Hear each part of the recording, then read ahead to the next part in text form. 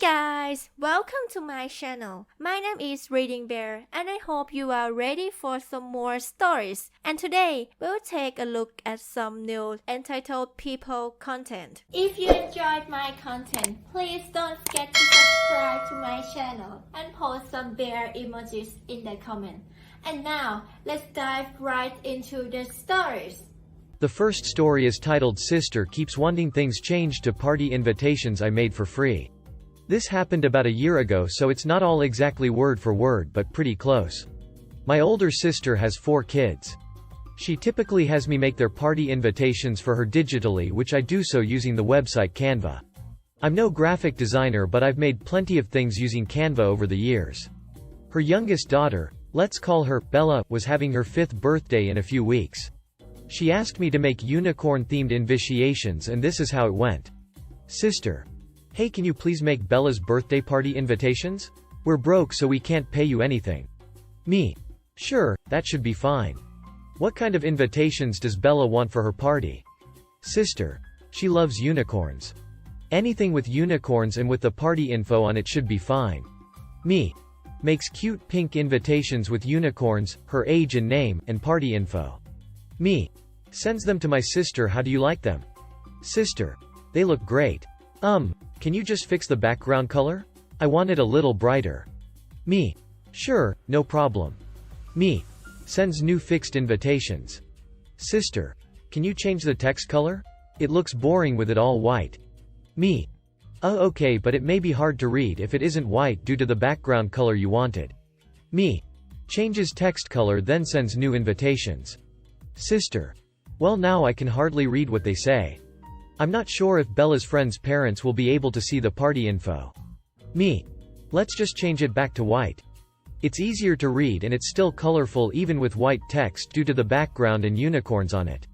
Sister: fine. I gotta get these out soon anyways. Me: sends invitations again looking the same they were previously.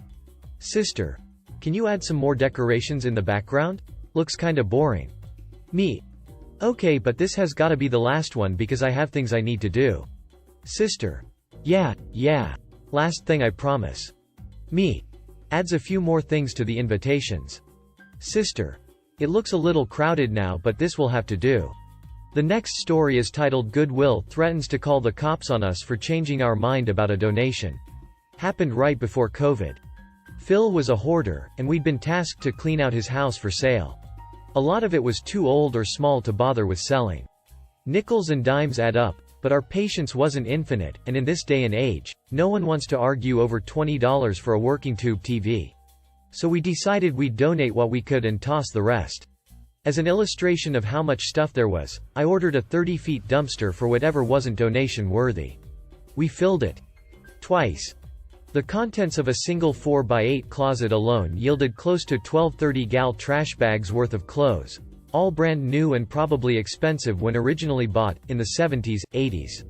Yes, I'm sure he paid $200 or more for that 100% wool coat back in '83, but the time and effort it would take to research and then convince someone else of the value, x 50 times, seemed like a nightmare.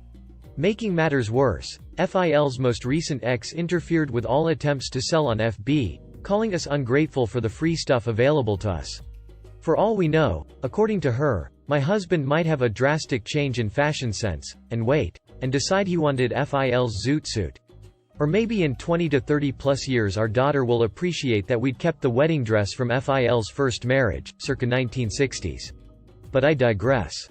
Long story short, there was simply too much stuff for us to put up with selling, and we ended up donating a lot of expensive items. We'd made probably 5 or 6 trips to different charities by this point, over the course of several weeks. Our next stop was Goodwill, and our truck was full of brand new clothes, bought in the 80s, 90s, never worn. Yet another tube TV, in case you're wondering. We donated 6 of them in total, and a really nice armchair and ottoman. The armchair and ottoman were used, but the design pretty modern. Probably would have sold for $300 on FB, but we were burned out on that route. Upon arrival at the drop-off center, there are tons of staff simply sitting around, watching us or playing on their phones, but no one comes over to help or give instructions. I am sure there are liability reasons why they can't assist with unloading, but they explicitly ignored us if we asked for guidance. Didn't really bother us, though. We'd done this enough times to have a fair idea of what we were supposed to do. As we're lugging stuff off the truck bed, an old woman comes over and asks if she could have the armchair and ottoman, still on the truck. She's polite and it makes no difference to us who gets it, so, sure, why not? We unload the armchair and ottoman, carry it to her car, and wish her a nice day. When we get back to our truck, a Goodwill employee is waiting on us. She proceeds to scream, accusing us of theft of their property and that she will call the cops. Apparently, according to her, the instant we arrived in their parking lot, everything in our truck bed became property of Goodwill, and by giving it to the old lady, we were participating in theft. I'm so flabbergasted that I don't have a response. And while all this is happening, the staff who were previously lounging about rush to grab all the stuff we've unloaded thus far and pull it into the farthest corner of the building, as if we're likely to steal that too. The employee lets us off with a warning that she could have our asses if she so desired and leaves in a self-righteous huff. Oh, and no donation slip, because we clearly weren't deserving. It seemed greedy and absurd, the more I think about it. I wonder if we'd given away a bag of clothes if there would have been a similar reaction. Or was the employee upset because they'd lost out on something they could have made a good sale off of? Edit to clarify. One bag of clothes had items, in aggregate, probably worth the same or more than the furniture. We gave them over 6 bags. After the fact, I contacted Goodwill HQ to see if the woman's claims were true. It would have sucked for the cops to have come, and it turned out we were in the wrong, as crazy as the policy seemed. HQ did not provide a specific response, other than that each region is independently run, so they had no responsibility over our experience at this particular location. They did apologize for the event, but that's not a definitive answer about their policy. Nevertheless, I maintain that the employee was full of it. Maybe if we'd unloaded the furniture and placed it into their building, I could see the argument, but I wouldn't think so if it was still on our vehicle. It wasn't in Goodwill custody, so how could it belong to them? But I'm not a lawyer, so what do I know? End of story. We don't donate to that Goodwill location anymore. I wish there was a more spiteful, satisfying ending, but no such thing. Just a ridiculous story about giving stuff away for free and getting accused as thieves in return. The next story is titled Screwing Over Landlord's Father Who Parks on Our Driveway. The story starts 4 years ago. I was living with 2 friends in London within a 2-minute walk from a popular underground station. We all were and still are teachers, but not at the same school. This will all be relevant later. We were renting from a friend of a friend who was abroad for the year. Our house had a drive with 2 parking spaces, which was convenient as we had 2 cars between the 3 of us, and parking on the road was somewhat restricted. To prevent people from driving to a road near the station, parking and then taking the train to commute to work, all the surrounding area including our road had non-restricted parking except for in 2 time slots. Between 12 and 1 and 5 and 6. So you could park most of the time, but you could never leave the car on the road for more than a few hours or you'd get a ticket. Our problems arose early on, not with our landlord as you might expect, but with landlord's crappy father, henceforth known as LSF. LSF lived in the same area, but a 20-minute walk away from the station as opposed to our 2 minutes. We quickly found that he was driving to the station and parking on what used to be his son's but what was now our drive. Either because he didn't want to walk the 20 minutes or because he wanted to avoid the expensive official station car park. It went something like this. 7 a.m. We leave the house to get to school, leaving both driveways empty. 8 a.m. LSF leaves for work, finds our driveway devoid of cars, and parks on our drive. 5 p.m. We come home from school and find LSF's car on our drive. One of us parks in the other space, the other cannot park on the road for another hour without getting ticketed. So we'd have to go and try and find another road to park in without the restricted parking. Not likely, circle for the hour, or just cross our fingers and risk getting a ticket. None of the options were ideal and it varied which one we went for. 7:30 p.m. LSF returns, takes his car off the drive, and we can then fetch our car and put it back on the drive. We went through all the usual channels first. Leaving a polite note on the windscreen, leaving less than polite notes on the windscreen. Soon, we called our landlord and asked him to speak to his father. Whilst he took our side though, our landlord clearly didn't have much of a spine and this failed to get LSF off our drive either. Eventually, we lie in wait one evening for him to come and collect his car so that we can speak to him in person ourselves. The conversation goes something like this. Us. Excuse me, LSF, but it's very inconvenient for you to keep parking here. And our tenancy clearly includes use of the double driveway. LSF. I helped pay for the deposit on this house. I'll park here if I bloody well like. Us. So what do you expect us to do then? LSF. Not my problem. Find somewhere else. I don't care where. This is where the malicious compliance comes in. We know full well that LSF lives somewhere in the neighborhood. What if we park on his drive and give him a taste of his own medicine? We can just imagine it now. LSF leaving our drive, driving home, only to find his own drive occupied. We think it's a genius plan. The only problem is that we don't know where the bastard lives, but we shrug those concerns off. Nothing a bit of old internet digging won't fix. So we start our research. We search for this guy's last name in conjunction with our local area, and whilst we find several old newspaper articles with our landlord in as he used to be part of the neighborhood watch, we find nothing on his father, except dodgy-looking websites which want us to pay a fee for his telephone number and address. We're on the verge of giving up when it hits me. If the internet can't help us, we're going to have to get a bit old school. I call up my parents who live a few miles away, but in the same borough. And at the back of their dusty cupboard, they find the answer to my hopes and prayers. Obsolete and untouched for 10 years or more, it's the phone book. And as luck would have it, LSF is in it. Telephone number, and most importantly address. We put our plan into action that next evening. We come home from work, and as usual LSF's car is on our drive. Tonight, we don't circle for an hour. Tonight we drive to his address and park it squarely on his empty driveway. And on the windscreen, we leave a note. As suggested, we parked somewhere else. He never parked on our driveway again. We later found out from the landlord that he got a ticket from parking on his road, which had permit-only parking for the people without driveways. That's karma for you. Edit. For people suggesting that we should have had him towed. Unfortunately, the law is very different in UK than in the US. It's against the law to prevent someone from accessing the highway, i.e. to park in front of their drive when their car is on it, but it's not a criminal offense to park on someone's drive. It's technically trespass, but that's a civil offense and not a criminal one. You can't tow them, and whilst you can call the police, they have no obligation to get involved. In London, they'd laugh at you. The police barely investigate burglaries nowadays, let alone cars on somebody else's driveway.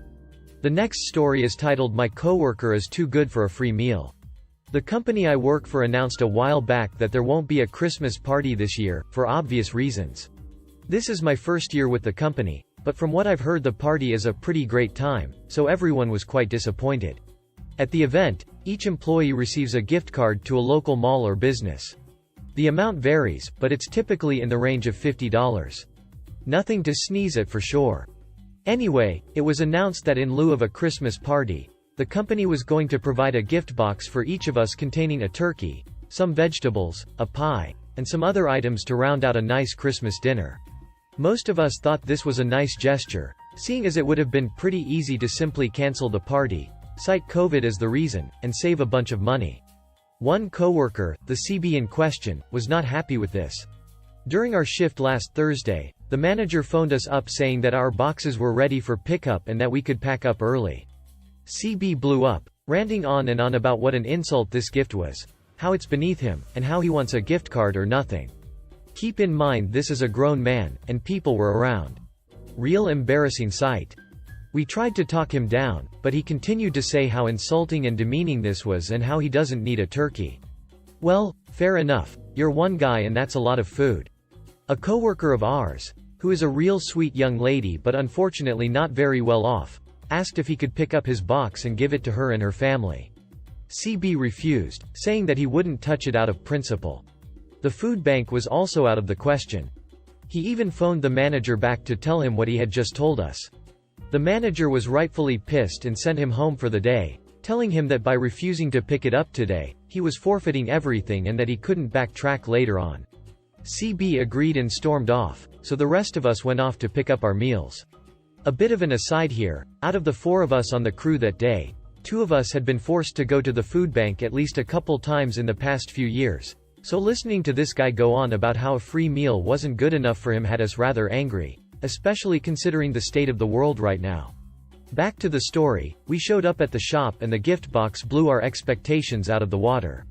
A 22-pound turkey, bags of vegetables, an apple pie, stuffing, gravy, and cranberry sauce, all locally grown and handmade, complete with a baking tray, meat thermometer, and instructions on how to prep and cook everything. And for a little icing on the cake, tucked into the corner of each box was the $50 gift card that CB was ranting on and on about. CB's gift box, complete with the gift card, ended up going to the food bank after all. The next story is titled "My Husband is Keeping You Safe. I Want a Discount." I'm a checkout supervisor for a supermarket here in the UK. Our store isn't the biggest in the region, Southwest, but we have one of the highest weekly income rates. For us, Fridays, Saturdays and Sundays are our busiest times, and like all retailers at the moment, we're thin on the ground in the staffing department. This isn't an issue for the checkouts themselves, but as a supervisor, it makes my job very difficult when we are understaffed, as supervisors typically run the entire front end, excluding the cafe, by themselves. Last Saturday afternoon was one of those days where pretty much everything goes wrong, and there's nothing anyone can do to stop it. I was on my own and running the checkouts when one of the staff members called me over to ask a question about our discounts. We offer a 10% discount on shopping, excluding spirits, baby formula, tobacco and a few other things, to NHS staff, teachers, holders of a blue light card and a few others. The blue light card discount is the newest for us. All of the emergency services are entitled to one, along with several other essential services such as the Coast Guard and immigration officers. We've been told that when someone hands us a blue light card, we need to see an official photo ID, driving license, passport etc., as well as the blue light card doesn't have a personal picture on it. Also, we're not supposed to let someone other than the cardholder use it. The checkout operator was new, so they asked me if the customer was allowed to use someone else's card. I said she wasn't, and asked the customer, an older lady, who the card belonged to. She responded, "It's not my card, it's my husband's, but I'm using it as I have done here before." Ah, they did it for me last time, argument. Heard it at least 1,000 times and it never works. I said, "I'm sorry, but I'll need the person whose name is on the card to come in with some ID so I can give you the discount." She then said, "He's not here as he is at home, so I'll need to call him, and he'll have to drive in." I said that was fine and that we could wait. She then looked at me as if I'd just dribbled all over myself and said, "You're going to make me wait? My husband is fighting to keep you safe, and you're going to make him come in here? I hope you never need to go to the hospital." As a supervisor, I thought I'd heard it all at work, but the part about her husband fighting to keep me safe, I've never been admitted to hospital, made me want to laugh out loud. I apologized to her and said I will need to see his ID as the blue light card is his. She huffed and called him while I suspended the transaction so the checkout operator could continue working. She stood opposite the desk where I kept our documents and gave me the stink eye until her husband arrived. I was a little worried that her husband would be nasty like she was. It was busy, and I was very stressed and didn't want to end up saying the wrong thing. When he came in, I took them over to a spare till and recalled the transaction. The husband said hello and asked me how my day was going. I replied honestly, and he chuckled and said, "Yeah, I'll bet, it's mental in here. I know I wouldn't want your job." He was the friendliest customer I had all day, and we chatted while I set the till up. As the rude lady was typing in her PIN, she asked me if there was any way of getting around the issue in the future. Her husband, the nice man, said there was no need for that, and I told her that not getting around things was the whole point of a restriction. I handed them their receipt and sent them on their way. It's not the worst thing to ever happen to me at work, but it really annoyed me. Supermarket staff have been working all through the pandemic too, and we still greet staff with a smile. Luckily, this lady's husband was great. Have a great week, everyone. If you enjoyed the video, please subscribe to the channel and post some bear emojis in the comments.